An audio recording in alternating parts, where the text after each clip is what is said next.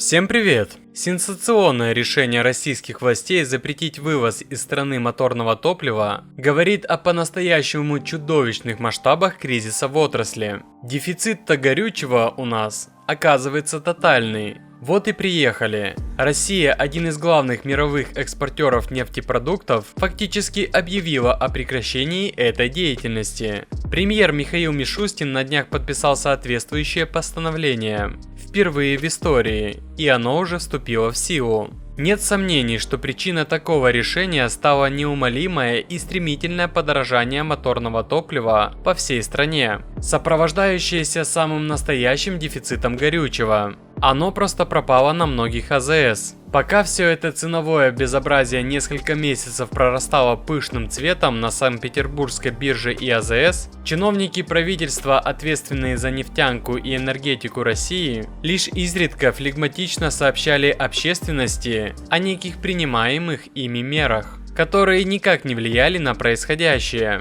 Отчаянно, как в последний раз, вывозили за рубеж дизельное топливо и бензин, предназначенные для реализации внутри страны. Экспортная альтернатива ценообразования на рынке горючего и обвалившийся курс рубля сделали отправку нефтепродуктов за границу фантастически выгодной. Судя по всему, властям стало окончательно ясно: в существующих условиях нет действенных механизмов, позволяющих сбалансировать интересы российских потребителей и желание отечественных игроков топливного рынка заработать шальные деньги на зарубежных поставках. Правительство было вынуждено дернуть стоп-кран, чтобы все это остановить, в ручном, как это принято сейчас говорить, режиме, чтобы топливо перестало течь широкой рекой за рубеж, а наполнило пересыхающие ручейки внутри российских поставок. В качестве временной меры запрет на экспорт нефтепродуктов вполне оправдан, но надолго его оставлять нельзя. Полагаю, что его ввели не менее чем на месяц, поскольку лишь на таком отрезке можно адекватно оценивать результаты подобного решения.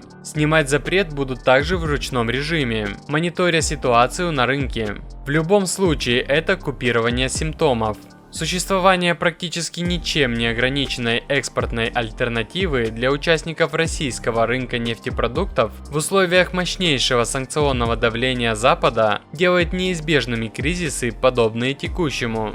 Поэтому сейчас у нас практически нет уже иного выхода, кроме как создавать национальную систему ценообразования на нефтяном рынке с организацией отечественного механизма биржевых котировок при увязке с фискальным законодательством и прочими сопутствующими вещами. Иначе никак. Ну а если вы планируете купить новый автомобиль, то самый выгодный способ – это зайти на автоспот.ру. Ведь только тут собраны все предложения на автомобили от официальных дилеров, причем указываются и скидки. Возьмем для примера китайские автомобили. Тут встречаются скидки от 50 до 100 тысяч рублей на покупку за наличные. Если в вашем городе таких скидок нет, посмотрите, к примеру, Питер. Там предложения очень хороши. И так по каждой марке и модели. Остается лишь выбрать машину и оставить заявку для бронирования. Заходите на Автоспот, ссылка в описании. А пока нам остается лишь наблюдать за эффектом от срабатывания топливного стоп-крана.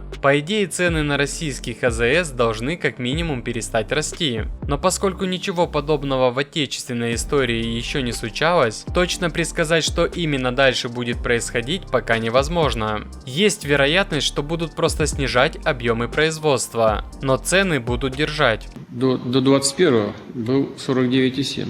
То есть цена-то растет в розницу. Меры приняты, а цены растут.